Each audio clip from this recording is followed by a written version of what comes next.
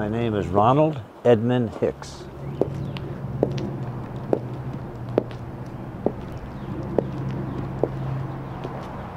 A ride through Central America always intrigued me. And I had many times asked some of my motorcycle riding buddies if they would like to take the ride. And the answer is always yes. But as the day would come close, one would have to buy braces for his daughter, another one would have to go to a wedding for a cousin. So I finally decided if I'm going to do it, I'm going to go ahead and do it myself.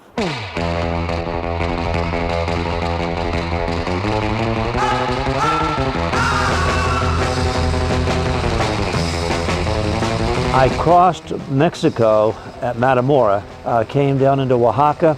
From Oaxaca south, every mile, the amount of poverty increases, the obvious desperation increases. And by the time one gets to the Guatemalan border, poverty is all around you. There is little other than poverty all around you. Desperately poor people.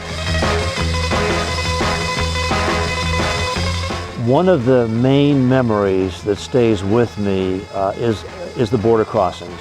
And the reason for that is because it's a very unsafe environment, especially for a person traveling alone on a motorcycle. The exposure is pretty significant, and those at the border are there to take advantage of the traveler.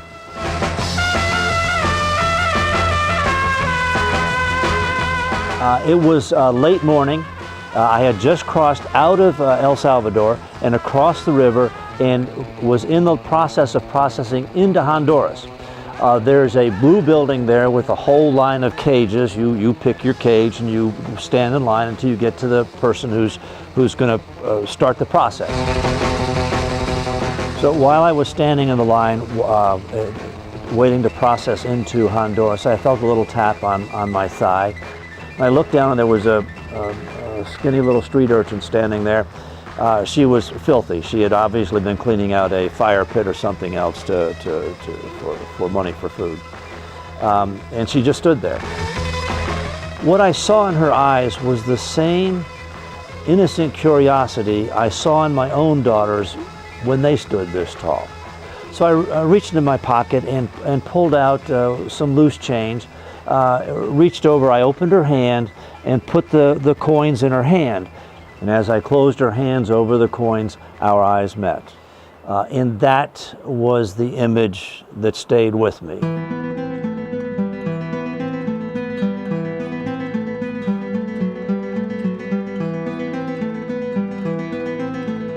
I obviously made it safely to my destination, which was Costa Rica. I flew back to Atlanta. My wife met me in Atlanta, and on the way back, I mentioned to her that there was an image in my mind of a little girl that wouldn't go away, and I wasn't sure what I was going to do with it. It was probably about 6 weeks later that I was on an airplane.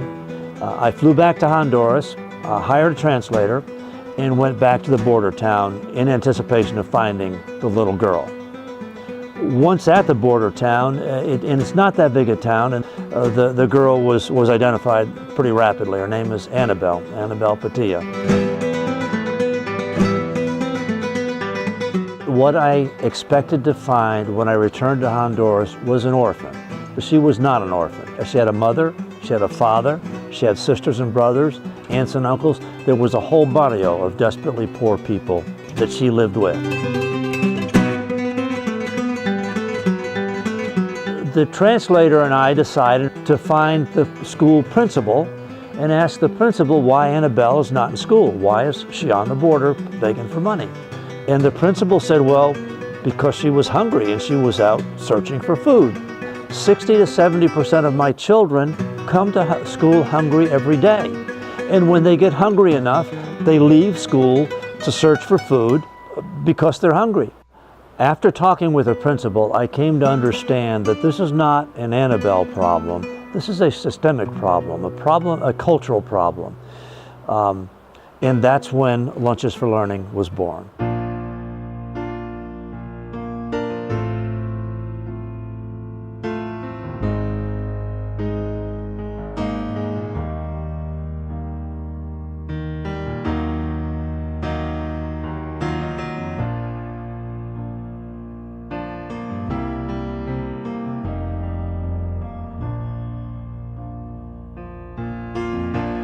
when the rain is blowing in your face and the whole world is on your case.